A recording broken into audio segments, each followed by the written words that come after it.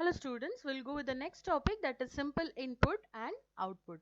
So in any programming language, the most fundamental constructs are the statements of functions that provide keyboard input and screen output. So here we'll see about the screen output. So in Ruby, we can use the puts method, or you can also call it as a operator, to direct the output to the screen. Okay, so this puts method, it takes a string literal as its operand, and it is also going to add a new line character that is appended to the string operand. Okay, so we'll see what is the meaning of this with an example here. So I have invoked the interactive Ruby here by using IRB command. I have the prompt, so I'll assign a value to this variable name. So I'll give a value as googly. Okay, so I have assigned the value googly to this variable name. So now we'll use the method, or the operator puts my name is. Now I want the value that is stored in this variable name. So we had already seen about this when we're speaking about variables. So how can you get the value that is stored in this variable is by using this hash, or you can also call it as a pound symbol, followed by the curly left braces, and within the braces you are writing the name of the variable. Here the name of the variable is name, and you close this curly braces and close the double quotes. So you can see here my name is googly. So whatever value you have given to this variable, that variable value has been displayed. And after that you have this nil. Nil is nothing but the return type of this puts method. Okay, you can see here my name is googly, and the return type is being displayed in the next line. That is nothing but, here we said, a new line character is implicitly appended to the string operand. So you have this new line, this nil in the next line. Other than this puts, you can also use print. So we'll see how print shows you the result. So the same thing we'll use. My name is the variable name here, that is name,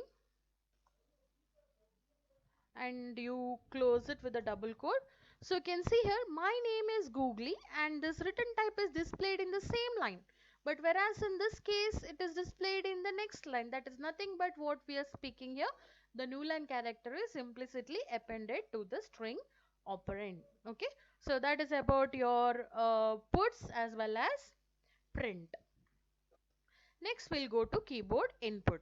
So to display or to direct the output to the screen, we are using puts or print method, whereas to read the data from the keyboard you can go for gets method. So gets method gets a line of input from the keyboard. So the retrieval line includes new line character. So when you're using gets and you're reading the data, so suppose you're written within the print. Now same thing here, in print you have written, suppose you have written as enter your name. So the user is going to enter his name, and he is going to hit the enter key. That is nothing but the new line character. So gets is going to include that new line character also. But if you don't want that new line character to be included, in such case you can go for a method called as chomp. So in the previous video when we are speaking about string methods, we had already spoken about chomp. So chomp is a string method that is used to remove or discard the new line character that is read along with the input. Okay, so we'll just see with an example here. Name is equal to gets, and I will enter the name as googly, and I will hit the enter key. Okay, so you can see I hit the enter key, that is being taken as a new line character. The slash n is printed as it is. Now I don't want that slash n to be printed, so I can go for chomp command or chomp method. So what does this chomp method do? It is going to discard this new line character. So we'll just see how it works. So name is equal to name dot chomp. So what does it do? It is going to remove this new line character. Okay, so that is about chomp. Next thing, now here what did you do? You read the value, and from the value you have removed the chomp. So everything you can directly, it can be done in a simple way. So that is nothing but applying chomp directly to the value written by gets. So gets is going to read, as it is read, you're going to remove the new line character. So we'll see how does this work. Name is equal to gets, that is nothing but read from the keyboard. So whatever you have read from the keyboard, at the end you are going to hit the enter key. So that is nothing but the new line, so that should be removed. So here I will enter as googly. So you can see no new line is present here. That is because of chomp. So the purpose of chomp is to remove the new line character. Okay. Next thing is, if a number is to be input, so you have to enter a number through the keyboard. Okay. The string from gets must be converted to an integer. So for that purpose you can use to_i method. So what does this to_i method do? Whatever you have read from the keyboard, you have to convert it to an integer. So we'll see the example here. Age is equal to gets. So gets is going to read the line of input. Whatever you have read, that has to be converted to integer. So to_i. So I'll enter 30 here. So you can see 30 is displayed. Okay. Similarly, it can be applied for floating point values also. 2 underscore f. Here I can give 30.5, so it will be considered. Similarly, it can be done for 2s also. But since gets is going to read a string, it's not being used. Okay.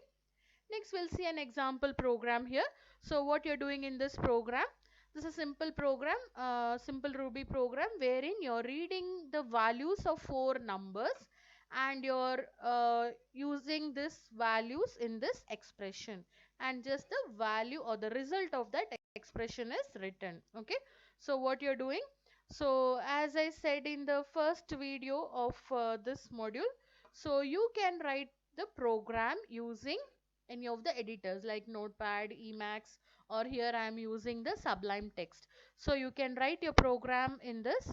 So I've written the same program here, and once you are writing the program, we have to save it. So how you're going to save? You're going to save it with the extension as .rb. Okay, you're going to save in some directory with the extension as rb. So in that case, how you're going to run? So how you're going to run? You're going to give the name as Ruby followed by name of the file. So here I'll just show this same program with the in interactive Ruby. Okay. So what you're doing in interactive Ruby, so if you give this puts and all, it's just going to display the message. So directly I will read here. So gets dot to underscore I will read the value of a as 2. Similarly, mm, I'll do for B, I'll give 2. Similarly for C, I'll enter the value as 2. Similarly for X, I will enter the value as 2. So all the values are 2. Now what you have to do here, result is equal to A into X. So this double star is nothing but it is exponent. Okay, so we have already seen all these things in the previous videos wherein we spoke about precedence, associativity. Okay, so please see that video. B into X plus C. Okay, so this is the expression. So result you got as 14. Okay, so what you're doing in this, you are going to read the values of a, b, c and x, and you're going to put that values in this expression, and finally the result is displayed. Okay, this is how you're doing in the interactive Ruby. Same thing you can do it in the editor also. So here there's a mistake in the textbook. Here it's given as divide. It's not divide, it is dot. Okay, 2i. So same thing you can do it this way also, wherein you're writing puts. When you say puts mean, we'll just see executing this. Okay, so for that I have to come out of interactive Ruby. Okay, so Now if I want to execute the file, okay, so here you can see here they have given us. So if you want to execute the file, so you've written a program and using some editor and you've saved that file. So in such cases you can use the command called as ruby followed by file name. Okay, so that also can be done. So now the file what I have the program what I have created, I have stored it in D drive. So I have to go to that drive. Okay, so user, so again I have to go back, then I have to come to D drive. In D drive I have a folder called as ruby. Okay, I have a folder called as ruby. In that folder I have a file named as eval.rb. So when I give eval.rb, I'm going to get, please input the value of a, please input the value of b. So same thing. So what I did here, I just read the values here. Okay, so the same, that is the same program.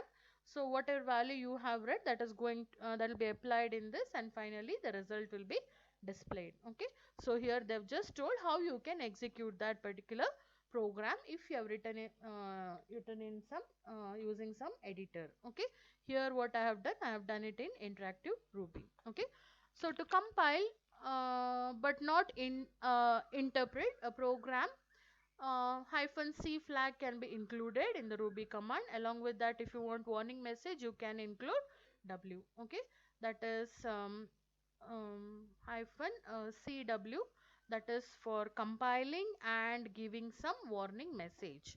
If the program is found to be syntactically correct, the response to this command is as follows. If everything is correct, you're going to get a message as syntax okay. Okay, so that is about your simple input and output. Thank you.